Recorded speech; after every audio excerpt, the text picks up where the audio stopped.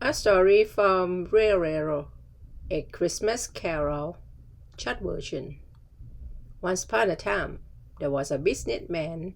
His name was Ebenezer Scrooge.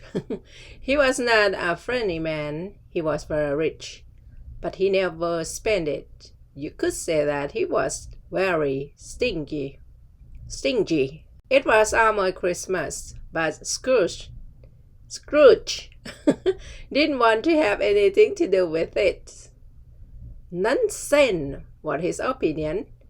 He had asked his bookkeeper, Bob Cratchit. I laugh because I'm not sure how to pronounce character's name. to work on Christmas Eve. Together they went through all the finances of year until Scrooge finally let the poor man go home to his family around midnight. Then he left the office to go home himself. That evening, Scrooge got a visitor. It was his cousin Fred. "Uncle, come to our house for Christmas dinner," asked Fred.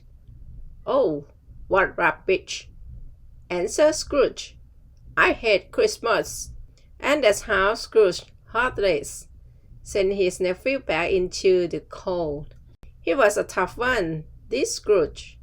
Even collectors for the poor were mercilessly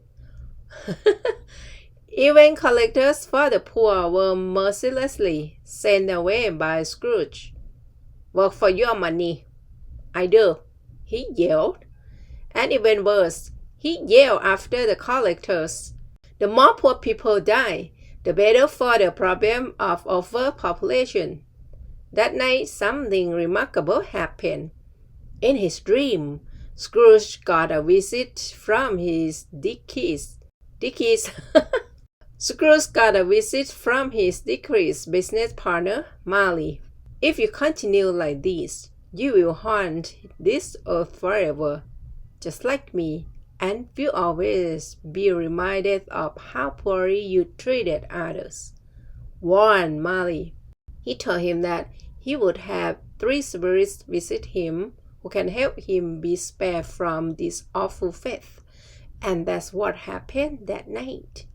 Scrooge was awoken by the first ghost shortly after midnight. "I am the ghost of Christmas past," said the ghost. "What are you here for?" asked Scrooge. "I want to show you memories. They're from a long time ago. You might not remember them so well. I'm here to refresh your memory," said the ghost.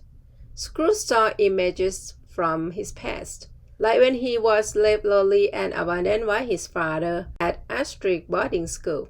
He also saw the love of his life, who he lost because he spent too much time doing business.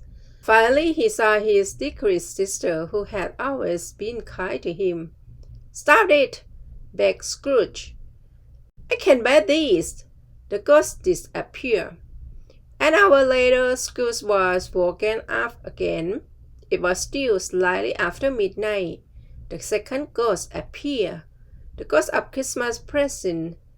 Scrooge sighed. "And what are you doing here?" he asked. "I want to show you your loyal bookkeeper, Bob Cratchit. He has a tough life. He had a son. His name is Tiny Tim, who is very ill. They can't afford his medicine. You don't pay him enough for all the work that he does. It's very well possible that Tiny Tim will pass away too soon." The image touched Scrooge.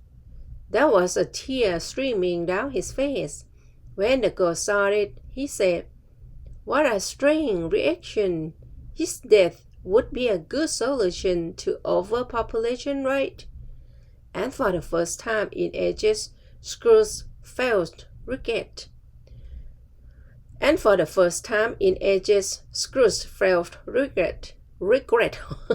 So hard to pronounce this. And for the first time in ages, Scrooge felt regret. Regret over what he had said about the poor, and regret about how he treated his royal bookkeeper. The ghost said farewell, and the third ghost appeared, the ghost of Christmas future.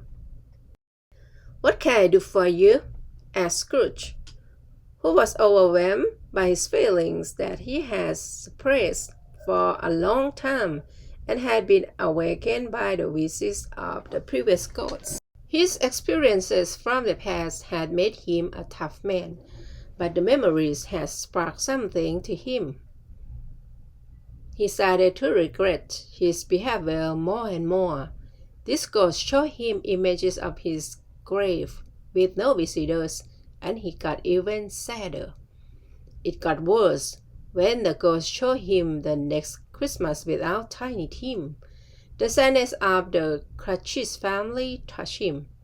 He became very ashamed and wished he could be as gentle and generous as when he was born. That's when Scrooge decided to change. He ordered a turkey at the butcher and had it delivered at the Cratchit family, twice the size of Tiny Tim, and they enjoyed it so much. Of course, he gave Bob a raise. Then Scrooge went to the poorhouse, where he personally apologized to the collectors and gave them a large amount of money. And that's how it happened that the cruel businessman changed into a kind and warm man. He accepted his nephew's invitation to spend Christmas with his family and had a lovely time. Scrooge became like a second father to Tiny Tim. Not only did he give the boy a lot of things, what was more important, he loved the boy. The end.